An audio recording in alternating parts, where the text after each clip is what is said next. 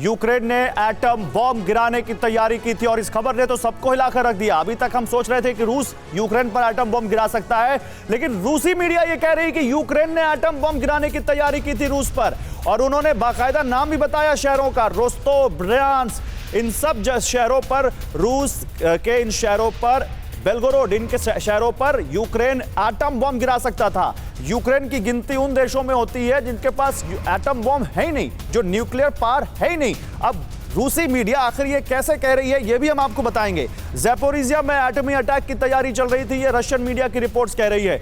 आइए जल्दी से आपको बताएं, और ये किसकी तैयारी, किसकी मदद से?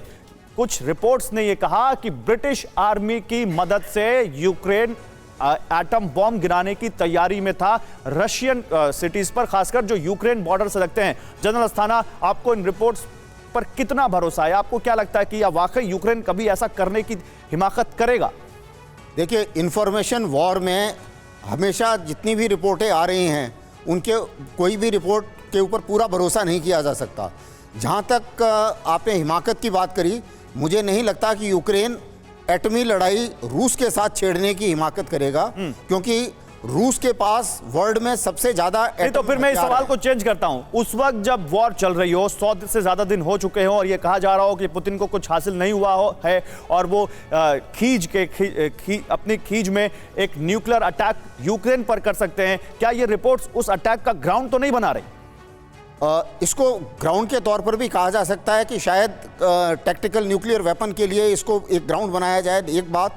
और दूसरी बात यह भी है कि काफ़ी समय से ये बायोलॉजिकल वेपन, जो वेपन ऑफ मास डिस्ट्रक्शन है, इसमें जो सीक्रेट लेबोरेटरीज बनी थी, और यहाँ पर यूक्रेन के अंदर जो न्यूक्लियर पावर प्लांट है, उसमें एनरिचमेंट के भी खबरें जो थी वो कुछ थी, शक तो था ही, और उसमें यह भी शक था कि अमेरिका शायद उनकी मदद कर रहा है। तो हो सकता है कि उस प्रोपेगेंडा को, अगर उसके हाथ में कुछ एविडेंस लगे हों, उसको मिला जुला के वो भी एक इंफॉर्मेशन वॉरफेयर, आप कह रहे हैं कि इसको एक तैयारी कर रहा हो, क्योंकि रूस इंफॉर्मेशन वॉरफेयर में पिछड़ रहा था।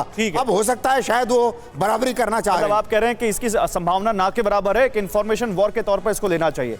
अड़ी सोमवार से शुक्रवार शाम 6 बजे सिर्फ TV9 भारतवर्ष पर।